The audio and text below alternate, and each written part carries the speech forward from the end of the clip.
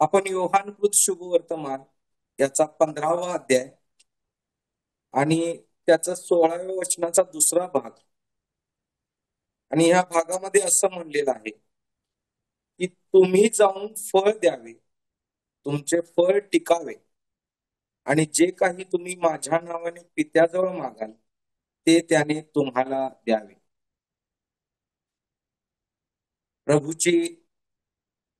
आपल्या प्रभूची इच्छा या वचनामध्ये आमच्या जीवनाबाबत काय आहे हे प्रभू आम्हाला या वचनातून दाखवतो. तो म्हणतो की तुम्ही जाऊन फळ द्यावे. त्याला आमच्या जीवनातून फळ अपेक्षित आहे. आज आम्ही या वचनामध्ये पाहत असताना 3 मुद्दे या वचनामध्ये पाहणार आहोत.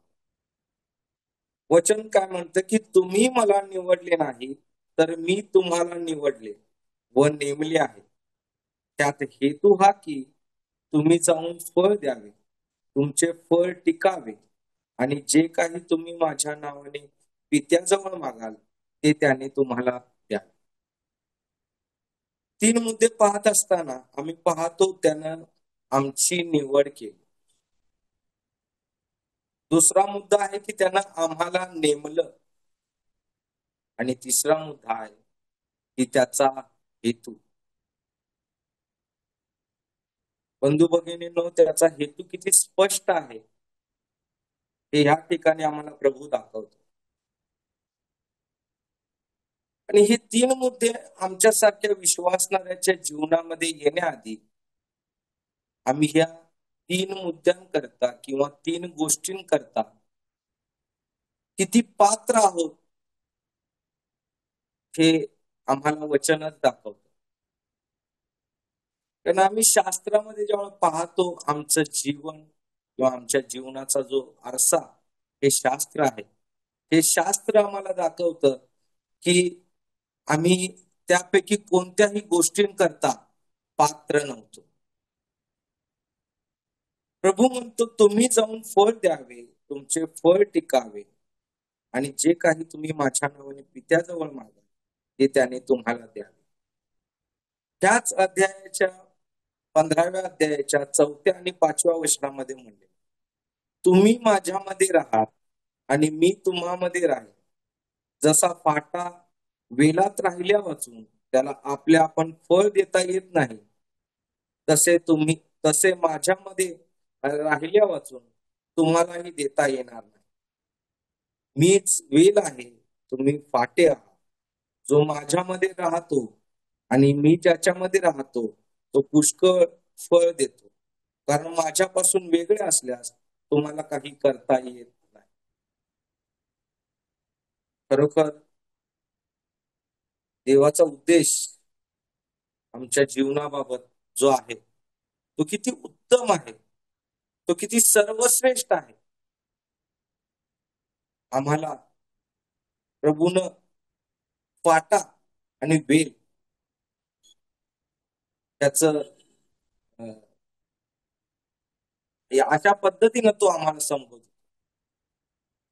आणि तो म्हणतो तुम्ही माझ्यामध्ये राहा. खरोखर त्या सर्वोत्कृष्ट प्रभूची इच्छा आमच्या बाबतीत की आम्ही त्याच्यामध्ये राहावं आणि आम्ही त्याला फळ द्यावं, आणि आम्ही त्याला फळ द्यावं असं आमच्या जीवनामध्ये प्रभू परमेश्वरानं कोणत्या गोष्टी पाहिल्या.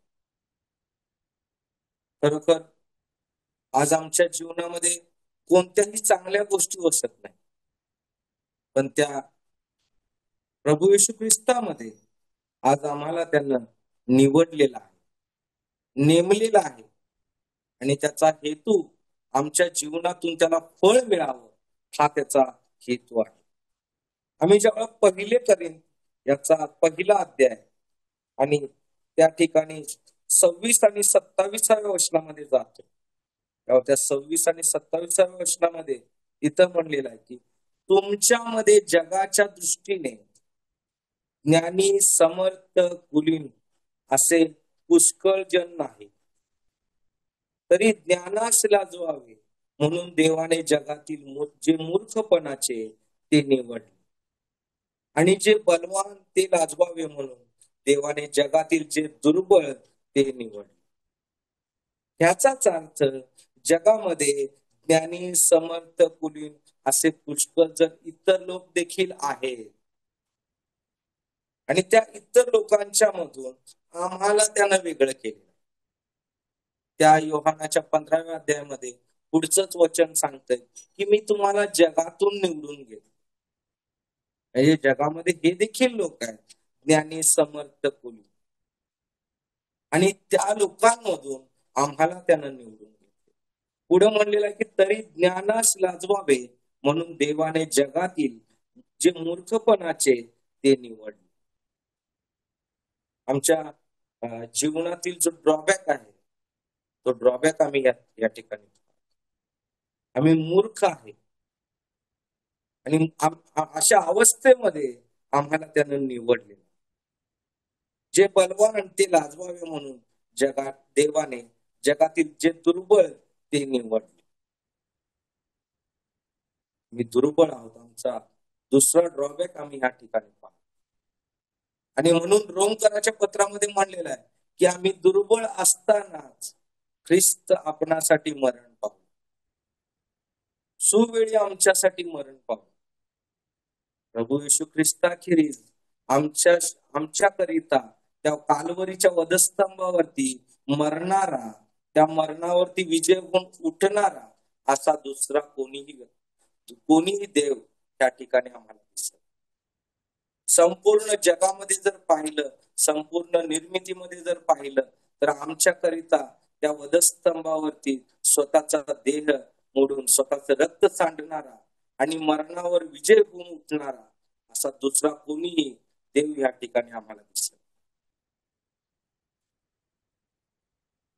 ज्यावेळेला प्रभू आमच्याकडून फळाची अपेक्षा करतो, त्यावेळी प्रभू म्हणतो तुम्ही माझ्यामध्ये राहा आणि मी तुम्हामध्ये राहीन.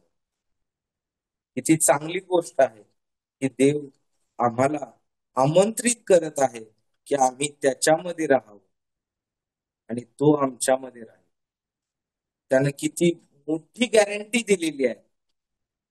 आम्हा विश्वासणाऱ्यांना एक बळ पुरवलेलं आहे की आम्ही त्याच्यामध्ये जर राहिलो तर तो आमच्यामध्ये राहणारा देव.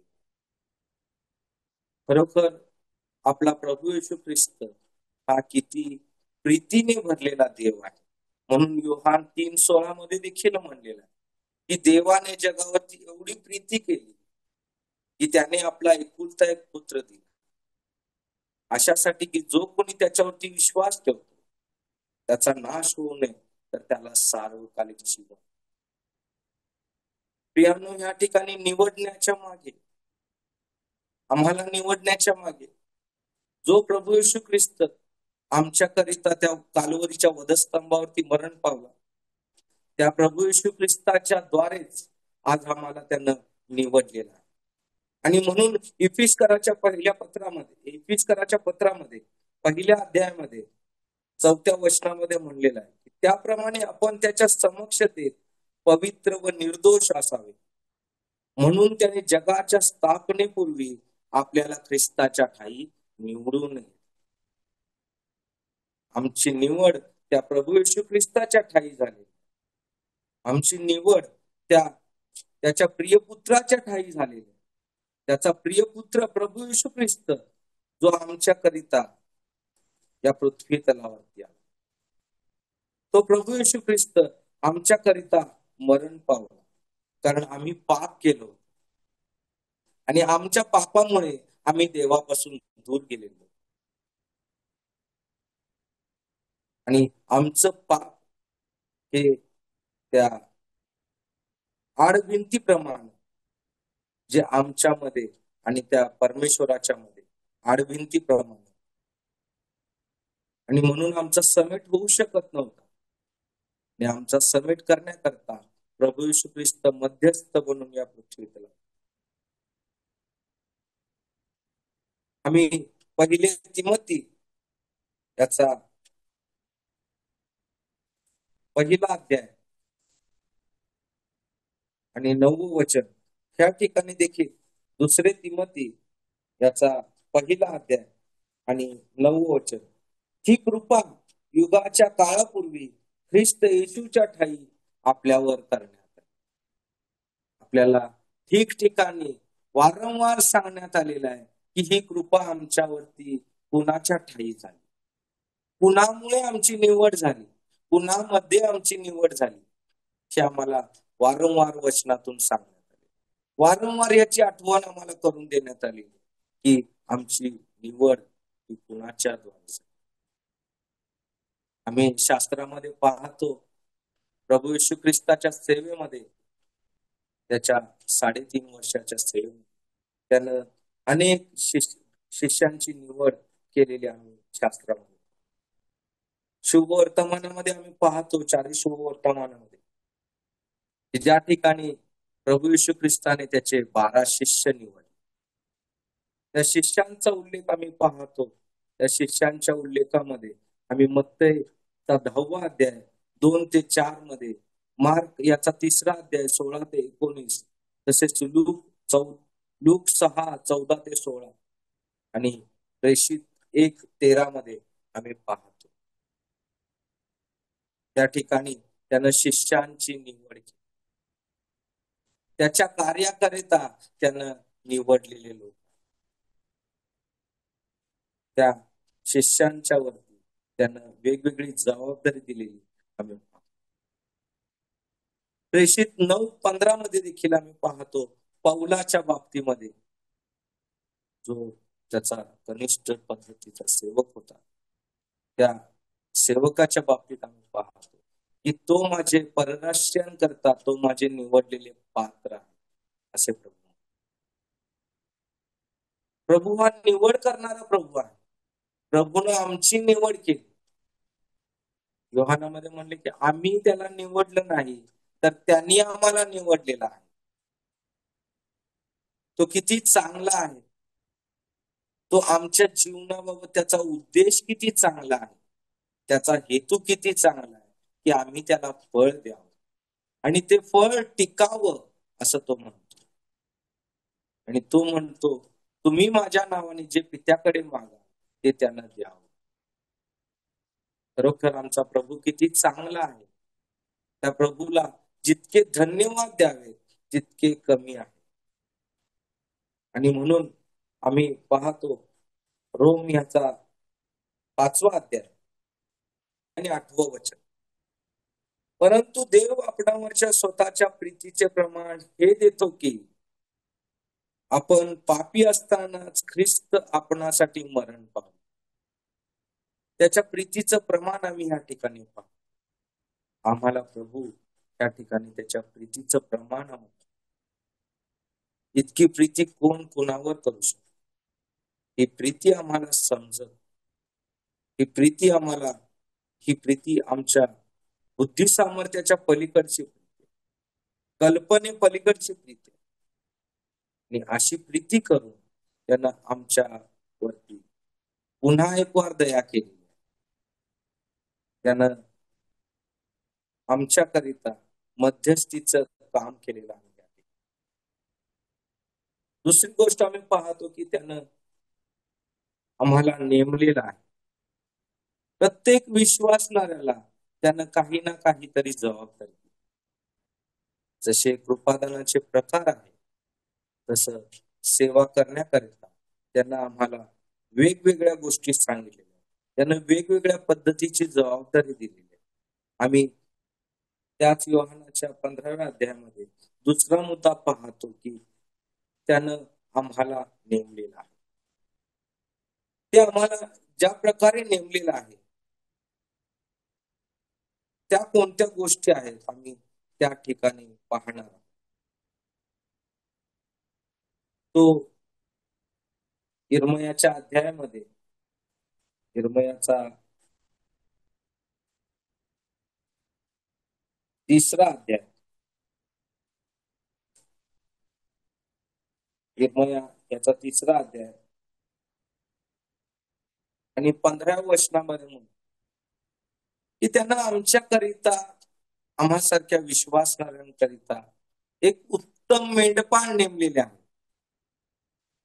एक उत्तम मेंढपाळ, त्याचे सेवक, त्याचे दास, मंडईचे संतजन, त्यांचे वडील, हे आमच्यासारख्या विश्वासणाऱ्यांच्या आत्मिक उन्नतीकरिता, आत्मिक वाढीकरिता त्यानं नेमलेले आहे. तो म्हणतो, मी तुम्हास माझ्या मनासारखे मेंढपाळ देईन, ते तुम्हास ज्ञान व अक्कल यांनी तृप्त करते. त्याचं मन आणि त्याच्या मनाशिवाय कोणाची नेमणूक होणं, कोणाची निवड होणं हे अशक्य अशी गोष्ट आहे. आणि म्हणून तो या ठिकाणी सांगतो की माझ्या मनासारखे मेंढपाळ मी तुम्हाला. ते मेंढपाळ आम्हाला आमच्यासारख्या विश्वासाला काय करतील, ते तुम्हास ज्ञान व अक्कल यांनी तृप्त करतील. प्रभू किती चांगला आहे. प्रभू त्याच्या शास्त्रातून आम्हाला घडवतो, पण त्या पलीकडे जाऊन त्यांना आम्हाला एक उत्तम असे त्याचे लोक, मंडईचे वडील, मंडईचे त्याचे दास आणि त्याचे सेवक हे आम्हाला त्यानं दिलेले आहे, की जेणेकरून त्याच्या मेंढपाळांना आत्मिक मानना मिळावा, त्याकरिता त्यानं मेंढपाळ दिले. त्या मेंढपाळांच्या बाबतीत पाहताना आपण पेत्राच्या बाबतीत एक गोष्ट पाहतो, की त्या पेत्राच्या बाबतीत पाहत असताना प्रभू म्हणतो, तू माझ्यावरती प्रीती करतोस का? पेत्र म्हणतो, मी तुझ्यावरती प्रेम करतो. तर तो म्हणतो, तू माझी मेंढरी जा. प्रभूला आमचं दुर्बळ पण माहिती आहे, प्रभूला आमची अशक्तता माहिती आहे, तरी देखील आमच्यावरती तो जबाबदाऱ्या देतो.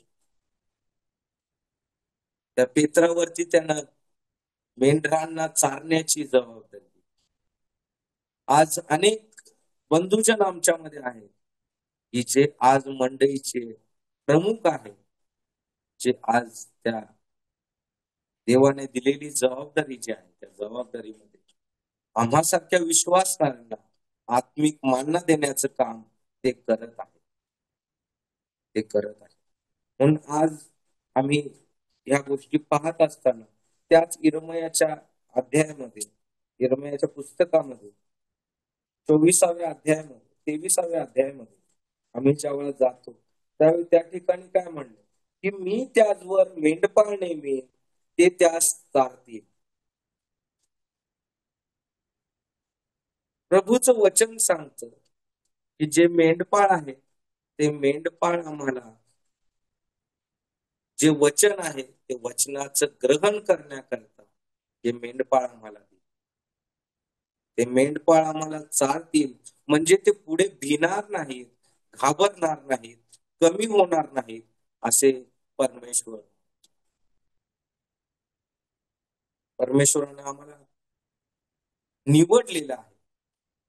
आणि त्या निवडीनंतर तो आम्हाला सर्व काही पुरवण्याकरता समर्थ आहे. त्याच्या स्वर्गीय भांडारातून आम्हाला सर्व गोष्टी पुरवण्यास तो समर्थ आहे. आणि त्या पुरवण्याकरता आम्हाला त्यानं मेंढपाळ देखील दिलेले आम्ही पाहतो. त्याचा उद्देश आमच्या जीवनातून किती चांगला. प्रेषितांची कृत्ये आणि 20वा अध्याय आणि 28व्या वचनामध्ये म्हणले की तुम्ही कळपाकडे लक्ष द्या, तुम्ही स्वतःकडे व कळपाकडे लक्ष द्या. त्यांना आम्हासारख्या विश्वासणाऱ्यांना त्या गंभीर गोष्टी सांगितल्या की तुम्ही स्वतःकडे आणि कळपाकडे लक्ष द्या. स्वतःकडे देखील लक्ष द्यायचं आहे आणि कळपाकडे देखील लक्ष द्यायचं. त्या सर्व गोष्टी प्रभू आम्हाला सांगत असताना त्या सर्व गोष्टींचं मर्म त्याच्या शास्त्रातून, त्याच्या पवित्र आत्म्याच्या द्वारे आमच्या समोर उलगडून ठेवत असतात. आम्हाला किती सर्वश्रेष्ठ गोष्टी दिल्या आहेत हे तो सांगत आहे. आणि हे सांगण्यामध्ये तो आणखी एक गोष्ट पहिले पेत्राच्या पुस्तकामध्ये सांगत आहे. पहिले पेत्र 5वा अध्याय आणि त्याचं 2रं वचन. ह्या ठिकाणी देखील तो सांगत आहे की तुम्हामधील देवाच्या कळपाचे पालन करा.